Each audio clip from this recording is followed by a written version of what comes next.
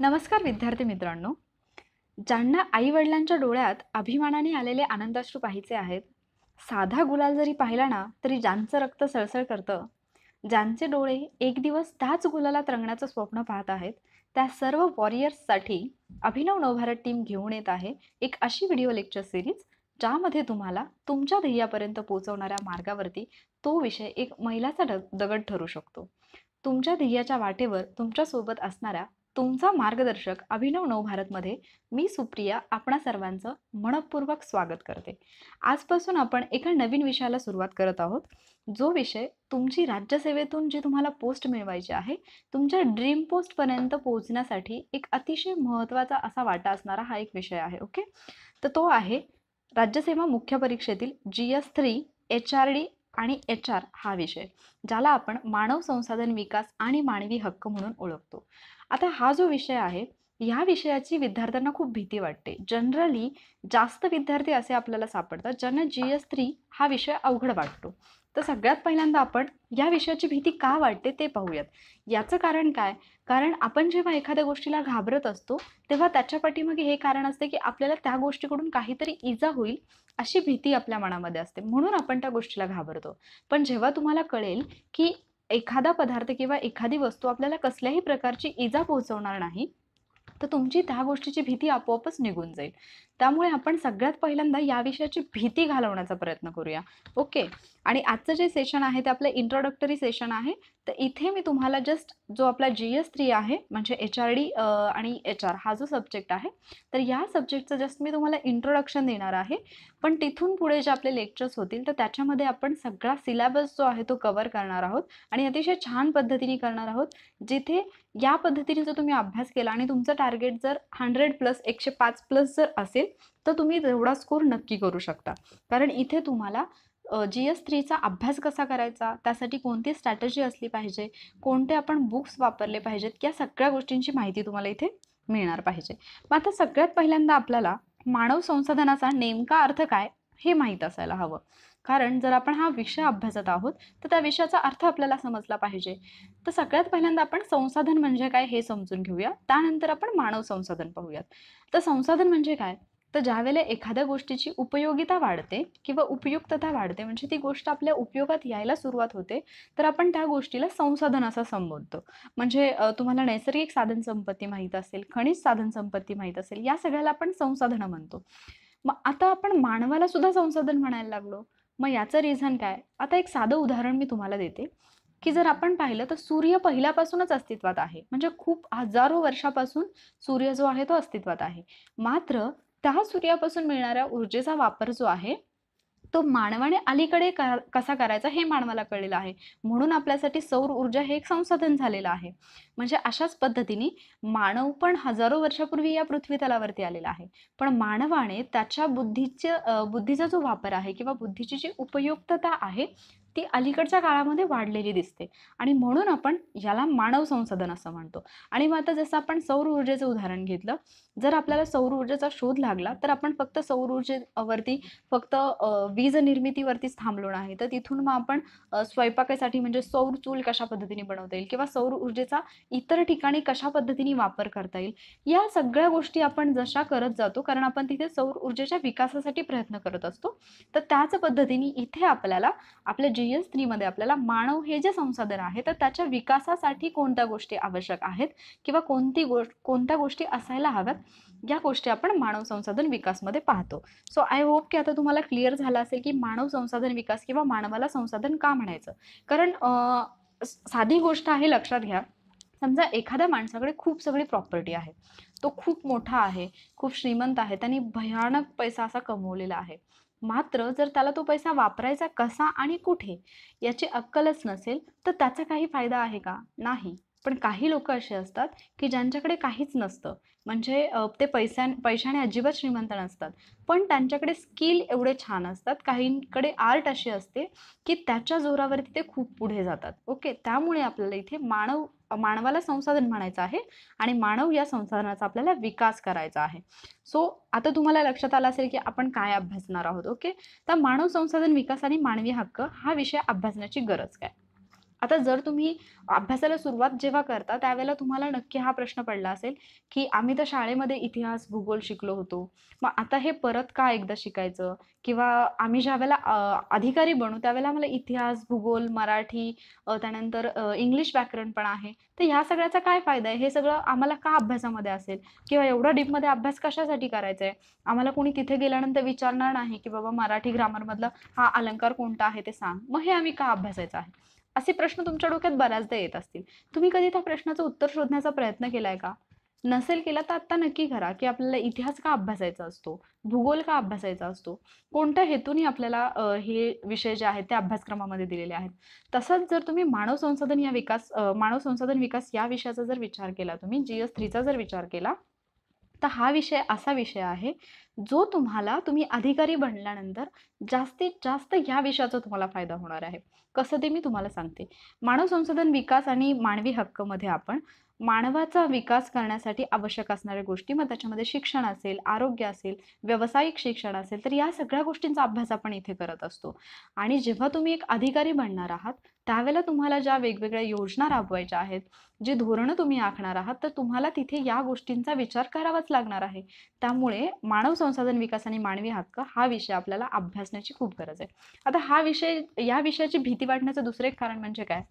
बाकीचे जे आपले GSचे विषय आहेत, त्याच्यामध्ये इतिहास आणि भूगोल असेल, त्यानंतर राज्यशास्त्र किंवा राज्यघटना असेल, त्यानंतर आपण अर्थशास्त्र असेल किंवा आपलं विज्ञान असेल, हे जे विषय आहेत ना, तर या विषयामध्ये तुम्हाला पहिल्यापासून तुम्ही हे विषय ऐकलेले असतात.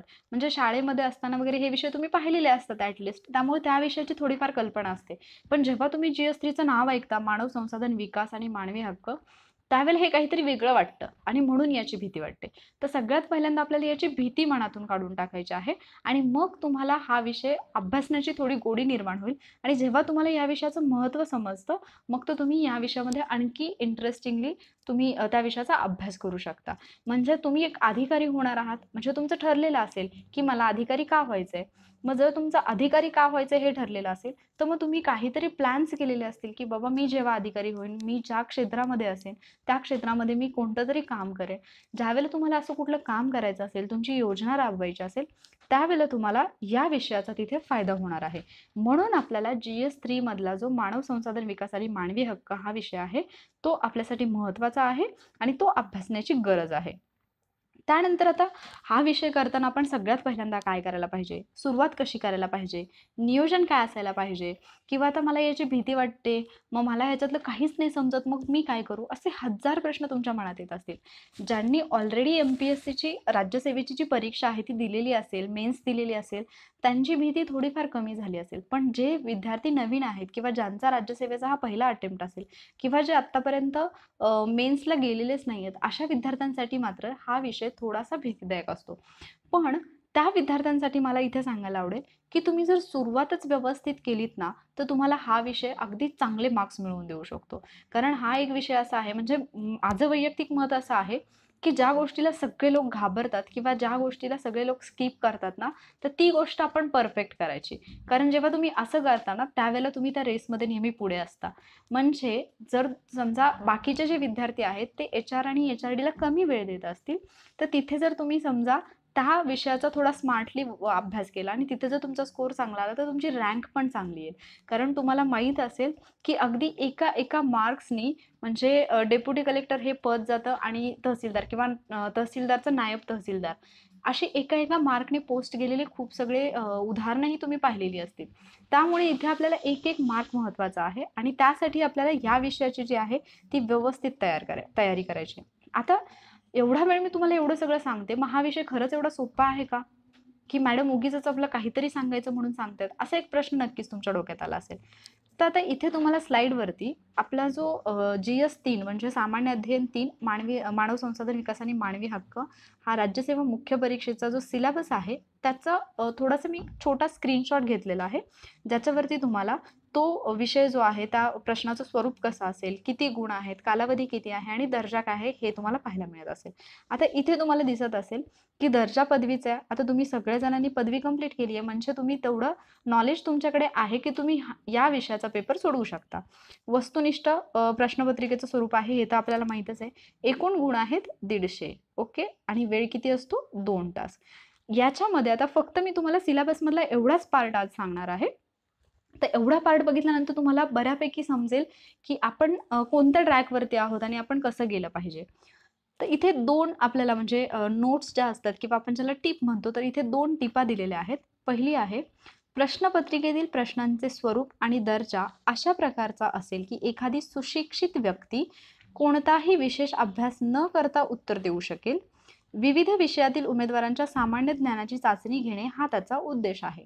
आणि 2, उमेदवारांनी खाली नमूद केलेल्या विषयातील उपविषयातील अद्ययावत व चालू घडामोडींचा अभ्यास करणे अपेक्षित आहे.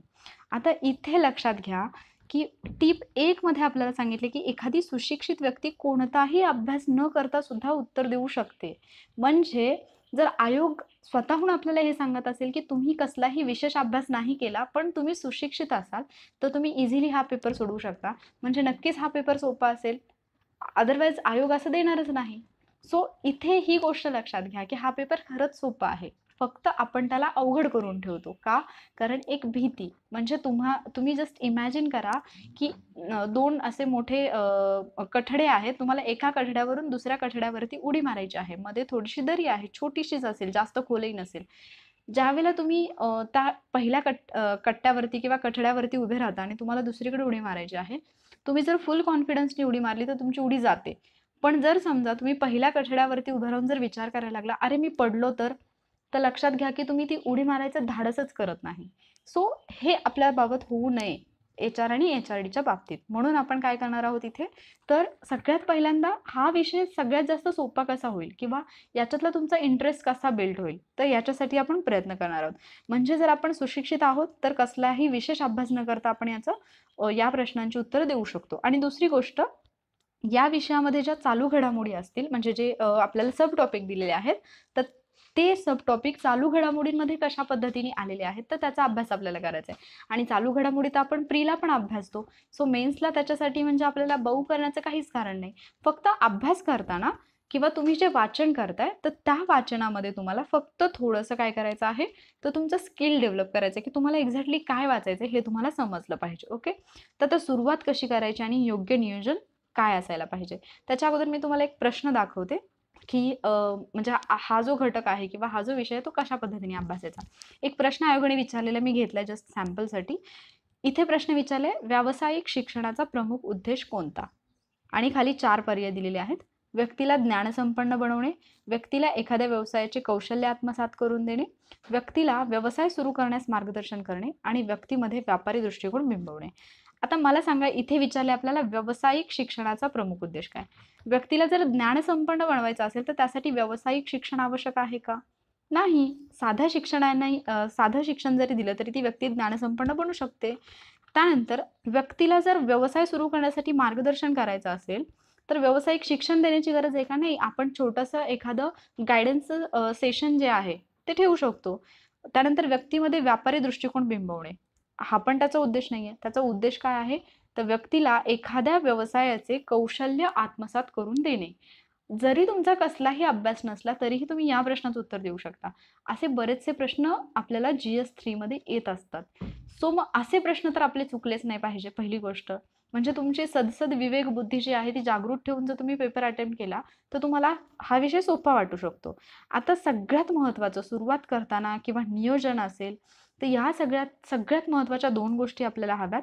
त्या म्हणजे सगळ्यात पहिली मोस्ट इम्पॉर्टंट म्हणजे अभ्यासक्रम आणि दुसरी म्हणजे मागील प्रश्नपत्रिका. सगळ्यात पहिल्यांदा अभ्यासक्रम का आवश्यक आहे. आता लक्षात घ्या, समजा तुम्हाला एखाद्या गावाला जायचं आहे. तिथे तुमचे कोणीतरी रिलेटिव्ह आहेत. समजा तुमचे मामा आहेत. तुम्हाला तुमच्या मामाच्या गावी जायचं आहे. तुम्हाला मामाच्या गावाचं नाव माहिती आहे. तुम्ही बस स्टँडवर गेलात. तुम्ही बसमध्ये बसलात कारण तुम्हाला गावाचं नाव माहिती आहे. तुम्ही त्या गावामध्ये बस स्टॉपला उतरलात. तिथे उतरल्यानंतर तुम्हाला तुमच्या मामाचं घरही माहीत नाही, तुमच्या मामाचं नावही माहीत नाही, त्याच्याबद्दल तुम्हाला काहीच माहिती नाही आणि तुम्हाला मामाच्या घरी जायचं आहे. तुम्ही कसे जाणार? म्हणजे इथे तुम्हाला ॲटलीस्ट तुमच्या मामाचं नाव तरी माहीत असायला हवं. जर तुम्हाला पत्ता माहीत नसेल तर तुम्ही ॲटलीस्ट शोधत शोधत जाल, त्यांचं नाव विचारत जाल. पण तुम्हाला काहीच माहिती नाही, तर तुम्ही तिथे पोहोचणार कसे? तुम्ही पोहोचूच नाही शकत. मग त्यासाठी तुम्हाला काय माहिती पाहिजे? तर त्यांचं नाव आणि त्यांचा पत्ता माहिती पाहिजे. आणि हे सगळं ज्यावेळेला तुम्ही MPSCच्या गाडीमध्ये बसताय, तुम्ही राज्यसेवा या गावाला जायला निघालाय, त्यावेळेला तुम्हाला तिथे गेल्यानंतर जी माहिती पाहिजे ती म्हणजे आहे अभ्यासक्रम. जर तुम्हाला अभ्यासक्रम व्यवस्थितपणे माहीत असेल, तर तुम्हाला जेव्हा पण तुम्ही अभ्यास करताय किंवा तुम्ही इतर गोष्टी करत असता, अवांतर वाचन करत असता, तर त्यामध्येही तुम्हाला तुमच्या अभ्यासाच्या गोष्टी आढळून येतात. त्यामुळे आपल्याला अभ्यासक्रम माहीत असणं आवश्यक आहे. त्यामुळे सगळ्यात पहिली गोष्ट जी मी तुम्हाला रेकमेंड करेन, की MPSCच्या वेबसाईटवरती जा किंवा तुम्हाला कुठेही दुसऱ्या सोशल मीडियावरती तुम्हाला MPSCचा प्री आणि मेन्सचा सिलेबस मिळेल. तर तुम्ही सगळ्यात पहिल्यांदा काय करायचं, आपला जो GS3 आहे तर त्याचा पूर्ण सिलेबस तुमच्याकडे ठेवायचा आहे. बेटर राहील की तो तुम्ही हँड रिटन म्हणजे तुम्ही स्वतः जर तो लिहून काढलात तर तो जास्त बेटर राहील, कारण तो लक्षात राहायला जास्त मदत होईल. जर तुम्ही फारच आळशी असाल आणि तुम्हाला अजिबातच लिहायची इच्छा नसेल, तर मग तुम्ही तो सिलेबस ॲटलीस्ट 5 ते 6 वेळा वाचून काढा, पण अशा पद्धतीने की तो तुमच्या लक्षात राहायला पाहिजे. ओके. त्यानंतर मागील प्रश्नपत्रिकांचं महत्त्व. जर तुम्हाला माहीतच नाही की आपल्याला एक्झॅक्टली काय विचारलं जाणार आहे, तर मग तुमच्या अभ्यासाला अर्थच नाही. कारण ज्यावेळेला तुम्हाला कळेल की तुम्हाला एखादा प्रश्न या पद्धतीने येणार आहे, तर तुम्ही त्या टेक्निकने अभ्यास कराल. म्हणजे साधं उदाहरण मी तुम्हाला देते, की तुम्ही समजा ग्राउंडची तयारी करत आहात. तुम्हाला 200 मीटर पळायचं आहे. ओके. तुम्हाला माहीतच नाही की 200 मीटर पळायचं आहे आणि तुम्हाला सांगितलं की तू ग्राउंडची प्रॅक्टिस कर. तुम्ही कोणत्या बेसिसवरती करणार? पण ज्यावेळेला तुम्हाला हे सांगितलं जाईल की 200 मीटर पळायचं आहे, एवढ्या टायमिंगमध्ये, एवढ्या सेकंड्समध्ये तुम्हाला ते 200 मीटर अंतर कव्हर करायचं आहे, तर तुम्ही काय कराल? तुम्ही त्या पद्धतीने तुमची प्रॅक्टिस चालू ठेवाल. बरोबर? म्हणजे इथे जर तुम्हाला प्रश्न कसे विचारतील हे माहीत असेल, तर तुम्ही अभ्यास पण त्या प्रश्नांच्याच आजूबाजूचा कराल.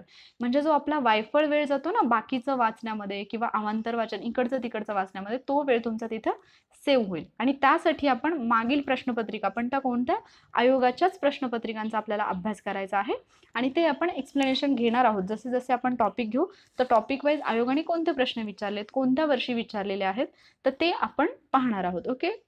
सो पाठीमागच्या प्रश्नपत्रिका सुद्धा मस्ट आहेत. म्हणजे आता इथून पुढे जेव्हा तुमच्याकडे ज्यावेळेला मी मानव संसाधन विकास आणि मानवी हक्काचं लेक्चर घेऊन येईल, त्यावेळेला तुमच्यासोबत 2 गोष्टी असल्या पाहिजेत. एक म्हणजे सिलेबस पाहिजे आणि दुसरा म्हणजे आपल्या मागील जे आयोगाने आत्तापर्यंत जे पेपर्स जे आयोगाचे झालेले आहेत 2012 पासून ते 2019 पर्यंतचे शक्यतो हे जे पेपर आहेत, तर ते पेपर तुम्ही तुमच्यासोबत ठेवायचे आहेत. ओके. सो ज्यावेळेला मी सांगेन की या घटकावरती प्रश्न आले, तर तो तुम्हाला तिथून पाहायचा आहे. याचं रिझन मी जस्ट आत्ता सांगितलं, की ज्यावेळेला तुम्ही ह्या पद्धतीने अभ्यास कराल ना, तुमचं टाईम पण सेव्ह होईल, तुमची एनर्जी पण सेव्ह होईल आणि आउटपुट खूप चांगल्या पद्धतीने मिळेल. कारण जर आउटपुट आपल्याला चांगलं पाहिजे असेल, तर आपले एफर्ट्स पण तसे पाहिजेत. आणि मला काय वाटतं, की म्हणजे हार्डवर्कला तर ऑप्शन नाहीच आहे. पण हार्डवर्कसुद्धा आपल्याला स्मार्टली करता आलं पाहिजे. म्हणजे हार्डवर्कला स्मार्टली कसं करायचं ते आपण इथून पुढच्या प्रत्येक लेक्चरमध्ये शिकणार आहोत. ओके. सो तुम्हाला समजलं असेल की आपल्याला मानव संसाधन विकास आणि मानवी हक्क हा विषय का महत्त्वाचा आहे. आता याच्यामध्ये दुसरी एक गोष्ट, की जर तुम्ही आत्तापर्यंत मुलांचे जर स्कोर पाहिले, तर जनरली 70, 60, 70, 80 या रेंजमध्ये मुलांचे स्कोर येतात. त्याचं रिझन काय? कारण या सब्जेक्टकडे बघण्याचा अप्रोचच वेगळा आहे. ओके. तुम्हाला जर समजलं की याच्याकडे कसं बघायचं आहे, मग याच्यामध्ये खूप छोट्या-छोट्या गोष्टी आहेत. म्हणजे की टॉपिक करताना पण आपल्याला असं वाटतं की GS3 म्हणजे फक्त योजनाच आहेत. तर फक्त योजना नसतात आणि जरी योजना असल्या काही महत्त्वाच्या, तरी त्याच्यामध्ये काय अभ्यासायचं आहे किंवा काही संघटनांचा अभ्यास आहे. मग भरमसाठ संघटनांची नावं दिली आहेत, तर आपण त्यांची सगळीच्या सगळी माहिती वाचत बसायची का? तर नाही. काही ठराविकच मुद्दे असतात जे तुम्हाला करायचे असतात आणि ते जर तुम्हाला समजलं ना एकदा की हे करायचंय, म्हणजे समजा तुमच्याकडे एक कुलूप आहे आणि तुम्हाला 1000 चाव्यांचा एक तुम्हाला हे दिलेलं आहे म्हणजे बंच दिलाय की 1000 चाव्या आहेत आणि कुलूप मात्र एकच आहे. तर तिथे तुम्हाला त्या कुलपाची बरोबर चावी शोधायची असेल, तर तुम्ही 1000च्या 1000 चाव्या त्या कुलपाला लावून बघणार का? तर नाही. तुम्ही काय कराल? जर थोडं डोकं असेल तर तुम्ही कुलपाकडे पाहाल, त्याच्यावरती एक नंबर असतो तो पाहाल आणि त्या नंबरची चावी शोधायचा प्रयत्न कराल. बरोबर आहे? तर हे जे स्मार्ट वर्क आहे, तर ते आपल्याला सेम आपल्या एक्झामच्या बाबतीमध्ये लागू होतं. मग अभ्यास करताना आपण असाच अभ्यास करायचा आहे आणि असेच टॉपिक करायचे आहेत या सिलेबसमधले, की जे आपल्याला जास्त आउटपुट देतात. म्हणजे समजा तुम्ही 10 पेजेस वाचले आणि त्याच्यातून जर तुम्हाला समजा 2 वेगवेगळे टॉपिक आहेत. एका टॉपिकचे तुम्ही 10 पेजेस वाचले आणि तिथे तुम्हाला त्या 10 पेजेसमधून समजा आपण धरून चालू की 7 मार्क्स मिळणार आहेत. ओके. एका ठिकाणी तुम्ही एका टॉपिकचे 10 पेज वाचले की 7 मार्क्स मिळतात आणि दुसरीकडे तुम्ही 10 पेजेस वाचले की फक्त 2च मार्क्स मिळतात. तर तुम्ही प्रेफरन्स कशाला द्यायला पाहिजे? जिथे तुम्हाला 7 मार्क्स मिळतात. आणि हेच समजण्यासाठी आपली जी व्हिडिओ लेक्चर सीरीज असेल ती तुम्हाला उपयुक्त ठरेल.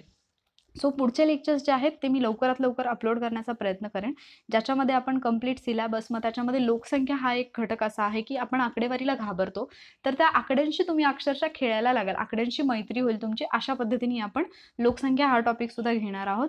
त्याचबरोबर शिक्षण असेल किंवा व्यावसायिक शिक्षण असेल, आरोग्य असेल, ज्या बाकीच्या संघटना आहेत, ग्राहक संरक्षण कायदा आहे, पूर्ण सिलेबस मी तुम्हाला पुढच्या लेक्चरमध्ये सांगणार आहे, एक्सप्लेन करणार आहे. त्या सिलेबसवरती कशा पद्धतीचे प्रश्न आलेले आहेत आणि कशा प्रकारचे प्रश्न येतात हेही मी तिथे एक्सप्लेन करणार आहे. सो कंप्लीट सिलेबस जे आहे ते आपण इथे करणार आहोत आणि याचा तुम्हाला तुमच्या GS3 मध्ये नक्की फायदा होईल. जर तुम्ही राज्यसेवा थ्रू अधिकारी होण्याचं स्वप्न पाहत असाल ना, तर ही व्हिडिओ लेक्चर सिरीज फक्त तुमच्यासाठी आहे. ओके. सो ह्या लेक्चरचा पुढचा पार्ट म्हणजे या व्हिडिओ लेक्चर सिरीजचा पुढचा पार्ट हा मी लवकरच अपलोड करण्याचा प्रयत्न करेन. पण त्यापूर्वी तुम्हाला जर हे लेक्चर आवडलं असेल तर लेक्चरला लाईक करायला विसरू नका. त्याचबरोबर हा व्हिडिओ किंवा हे लेक्चर तुमच्या फ्रेंड्ससोबत शेअर करा आणि जर तुम्ही आत्तापर्यंत अभिनव नवभारत या चॅनलला सबस्क्राईब केलं नसेल तर या चॅनलला सबस्क्राईब करा. त्याचबरोबर जर तुम्ही राज्यसेवेसोबतच कंबाईनचीही तयारी करत असाल तर तुम्ही मला वॉरियर ऑफिसर या यूट्यूब चॅनलवरती फॉलो करू शकता, जिथे तुम्हाला राज्यसेवा आणि कंबाईन अशा दोन्ही एक्झामसाठीचे काही महत्त्वाच्या टॉपिकवरचे चालू घडामोडी असतील किंवा बाकीचे जे आपले विषय आहेत, भूगोल असेल, अर्थशास्त्र असेल, तर त्यांचे काही ट्रिक्सचे व्हिडिओ, त्याचबरोबर कन्सेप्ट क्लिअर करणारे अतिशय सोप्या भाषेमध्ये सांगितलेले काही व्हिडिओज मिळतील. सो तुम्ही मला तिथेही फॉलो करू शकता. आय होप आजचं लेक्चर तुम्हाला आवडलं असेल, हे तुमच्यासाठी युजफुल ठरेल आणि जर ते तुम्हाला आवडलं असेल तर व्हिडिओला नक्की लाईक करा. Okay. Keep watching. Stay safe. Thank you warriors.